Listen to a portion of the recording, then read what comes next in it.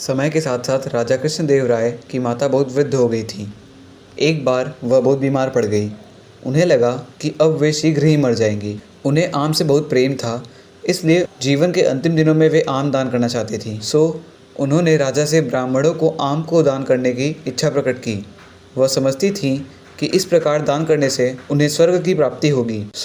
कुछ दिनों बाद राजा की माता अपनी अंतिम इच्छा की पूर्ति किए बिना ही मृत्यु को प्राप्त हो गई। उनकी मृत्यु के बाद राजा ने सभी विद्वान ब्राह्मणों को बुलाया और अपनी मां की अंतिम अपूर्ण इच्छा के बारे में बताया।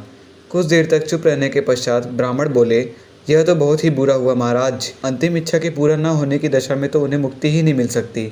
वे प्रेत योनि में भटकती रहेंगी। महाराज, आपको उनकी आत्मा की शांति का उपाय करना चाहिए। तब महाराज ने उनसे अपनी माता की अंतिम इच्छा की पूर्ति का उपाय पूछा।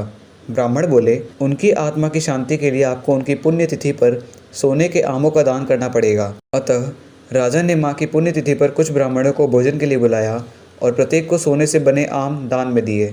तेनालीराम को यह पता चला तो वह तुरंत समझ गया कि ब्राह्मण लोग राजा की सरलता तथा भोलेपन का लाभ उठा रहे हैं। उसने उन ब्राह्मणों को पाठ पढ़ाने की एक योजना बनाई।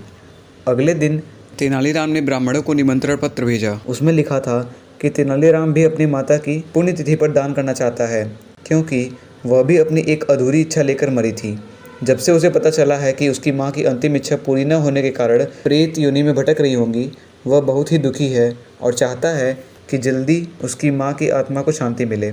ब्राह्मणों ने सोचा कि तेनालीराम के घर से भी बहुत अधिक दान मिलेगा, क्योंकि वह शाही विदूषक है। सभी ब्राह्मण निश्चित दिन तेनालीराम के घर पहुंच गए। ब्राह्मणों को स्वादिष्ट भोजन परोसा गया। भोजन करने के पश्चात सभी दान मिलने की प्रतीक्षा करने लगे। तभी उन्होंने देखा तेनालीराम लोहे के सलाखों को आग में गर्म कर रहा है। पूछने पर तेनालीराम बोला, मेरी माँ फोड़ों के दर्द से परेशान थी। मृत्यु के समय उन्हें बहुत तेज़ दर्द हो रहा था। इससे पहले कि मैं गर्म सलाखों से उनकी सिकाई करता, वह मर चुकी थी। अब उनकी आत्मा की शांति के लिए मुझे आपके साथ वैसा ही करना पड़ेगा जैसा कि उनकी अंतिम इच्छा थी।